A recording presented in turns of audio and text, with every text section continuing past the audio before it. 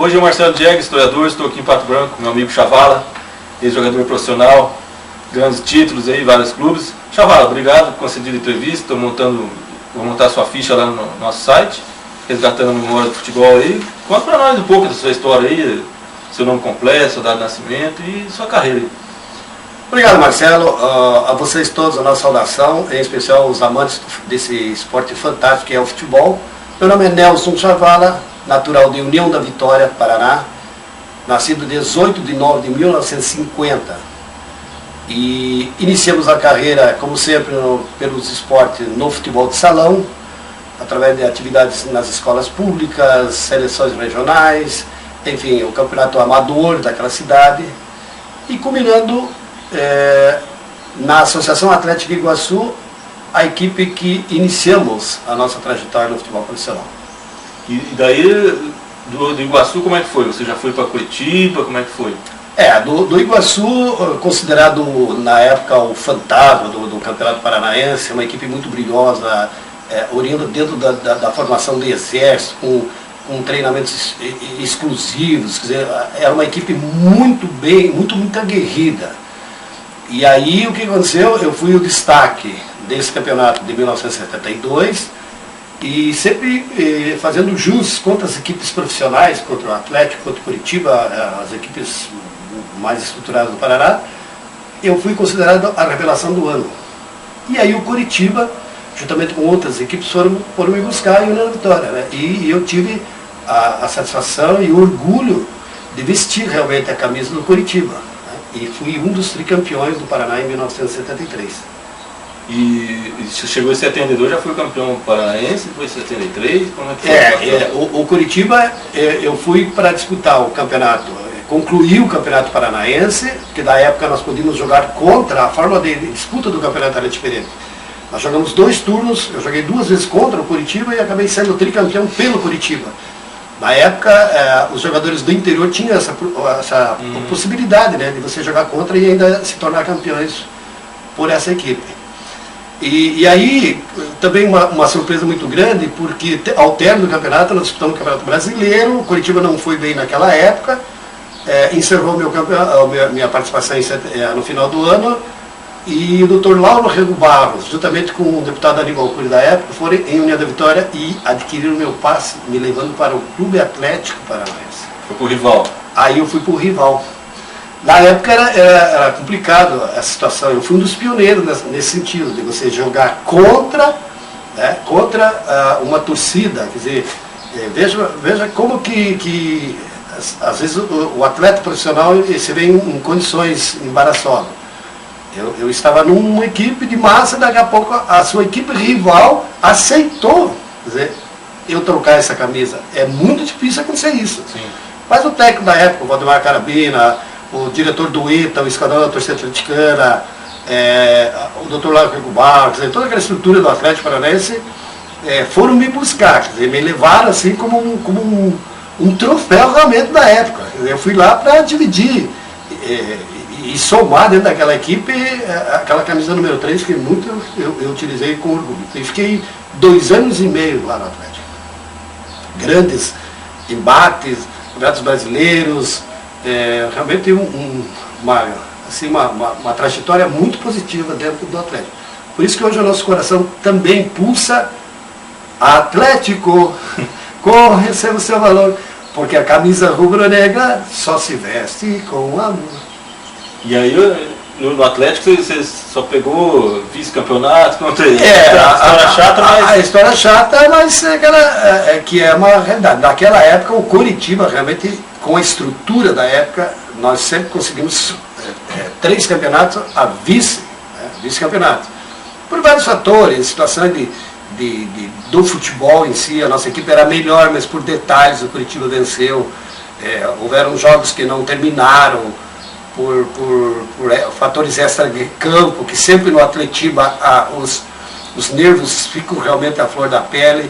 Clássico, e nós, clássico, vocês verão aí as fotos fantásticas da época, e o futebol realmente é o futebol saudosista, mas realmente o futebol da nossa geração era um futebol muito diferente desse atual. Chaval, você estava me contando que no começo da carreira você era centroavante, fazia gols. Você chegou a fazer gols nesses dois clássicos aí, né? Curitiba, eu quando das categorias de base, na minha formação lá, juvenil e tal, eu sempre fui centroavante e meia direita. E eu sempre tive a facilidade de fazer gols. No Exército, eu fui artilheiro do Exército, nas categorias juvenis aí eu fui. E quando eu cheguei no profissional, o que aconteceu? O técnico me chamando no campo e falou, olha, nós não temos um zagueiro, como é que nós vamos fazer? Você é centroavante, as posições são semelhantes, o centroavante faz gol e você tem essa possibilidade de repente de jogar na defesa para não deixar fazer gol. E eu aceitei essa colocação, eu queria jogar e acabei jogando de zagueiro, não deixei, a partir daquele momento, dificilmente um atacante passava, né, pelo Chavala, com aquele famoso becão da época, o limpa-área, quer dizer, o zagueiro viril. E jamais eu pensei de ganhar o troféu Belfort Duarte, porque na época era assim mesmo o futebol, era vontade, era camisa realmente. E conta então os gols memoráveis, a decisão da segunda divisão, para nós subirmos para a primeira, contra o Maringá, lá em Paranaguá, eu fiz o gol aos 2 minutos contra o Maringá, que em 77 o Maringá acabou sendo o campeão do estado. E nós, com uma equipe fantástica, que era o Rio Branco de Paranaguá, que eu também tive orgulho de participar dessa equipe, eu fiz o gol, só que o gol foi muito cedo, aos 2 minutos.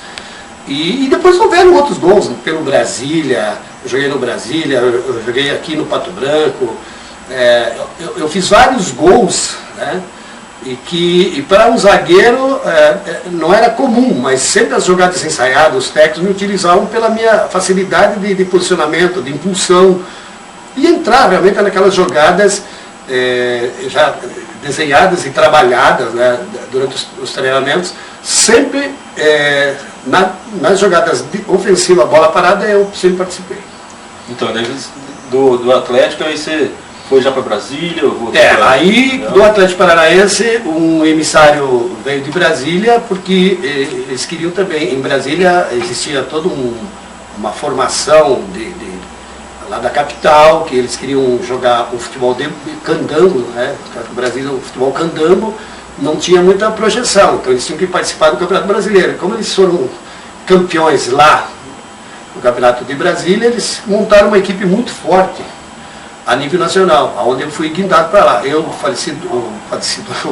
os jogadores da época, o Paulo Vitor, o Edmar, o Hernani Banana, são jogadores assim que juntamente dentro desse processo acabaram galgando, chegando à seleção brasileira. E eu tive o orgulho também de participar desse processo lá em Brasília. Hoje a gente tem muitos amigos, as pessoas ainda, a gente está em contato com eles. Beleza. E a história no Pato Branco? Estamos aqui em Pato Branco. Aí em Pato Branco, mais uma grata surpresa. A gente foi convocado para estarmos aqui, o Lourissandri, iniciando sua carreira como treinador, precisava, para ele ser treinador no exterior, e a ideia dele era ir para a Arábia Saudita, ele tinha que levar um título. Então o que aconteceu? Aqui a região sudoeste, uma região muito forte em outras áreas, precisava de um esporte, quer dizer, pegaram o futebol e prepararam um campeonato. Era o campeonato Torneio da Soja. Pato Branco, Francisco Beltrão, Toledo e Cascavel. Então realizaram esse campeonato e nós, pela equipe que montamos aqui no Pato Branco, acabamos sendo campeões realmente. Então, nós somos campeões desse torneio, eu vim para ficar 3 meses e o que aconteceu? Estamos há 30 anos aqui em Pato Branco. Contrato longo. É um contrato que realmente está... Dificilmente um atleta profissional faz isso, porque as condições que eles me deram, e hoje tudo que eu tenho aqui, eu devo ao Pato Branco, à comunidade, quer dizer, a gente participou de vários processos aí dentro da comunidade, e estamos satisfeitos, estamos felizes, estamos contribuindo aí dentro da comunidade. Parabéns. Você estava mostrando tua relíquia, tuas fotos, e vamos mostrar então, pessoal, as tuas camisas aí. Eu tenho, veja aqui, eu tenho algumas relíquias, né?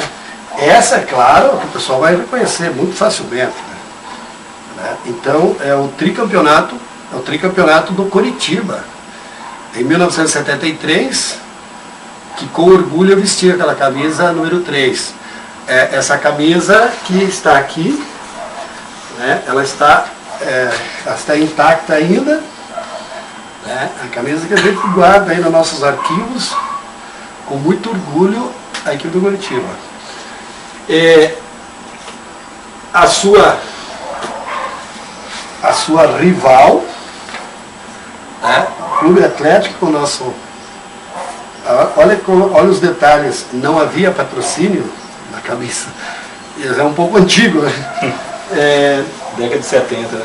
A década de 70. A camisa do Brasília Sport Clube, inclusive o seu distintivo projetado por Oscar Niemeyer. Né? Sim, então, honra, né? uma honra estarmos aqui, já possuiu um símbolo que é um pouco conhecido também.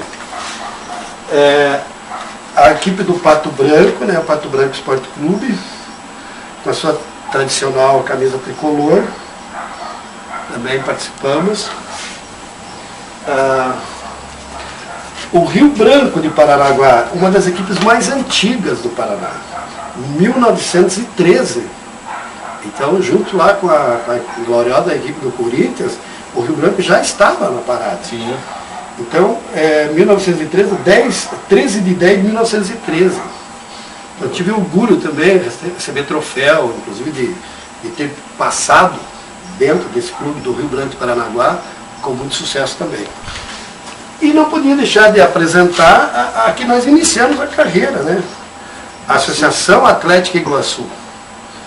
Esse clube que lá de União da Vitória veio oriundo de várias equipes amadoras, realmente marcou a época, na década de 70 e 80, a Associação Atlética Iguaçu.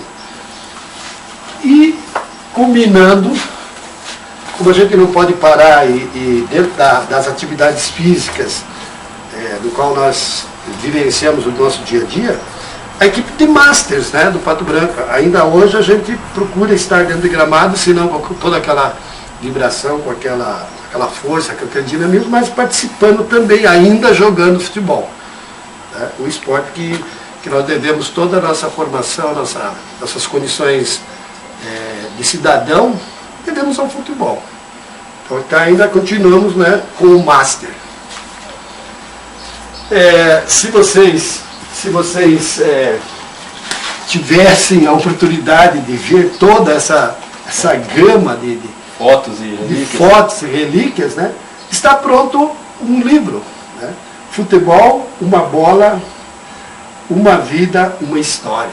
Esse estamos escrevendo e esperando logo colocar a todas as pessoas a oportunidade de conhecer com alguns detalhes a mais. Beleza. Obrigado novamente. Você está agora com outro esporte aqui, divulgando no Brasil, é pioneiro, né? Chokeball. Ainda nem sei falar isso, mas parabéns. Podemos fazer outra entrevista novamente, com outros assuntos, outras relíquias. Eu criei uma frase no final das entrevistas, eu vou dizer para você. Chavala, você faz parte da história do futebol, eu, agora seu amigo, Marcelo Diegues, historiador, não vou deixar sua história ser esquecida através do nosso arquivo. E gostaria que você deixasse uma pequena mensagem para quem for assistir a nossa entrevista. Eu sempre tenho falado uma frase que uma pessoa que nos deixou através do rádio. O inesquecível Edson Ribeiro tinha um programa na Rádio Bandeirantes de São Paulo, era líder em audiência da época de 70, 80, onde ele faleceu. Ele dizia assim: tudo é possível para aquele que crê, desde que ele se faça merecedor das coisas que quer alcançar.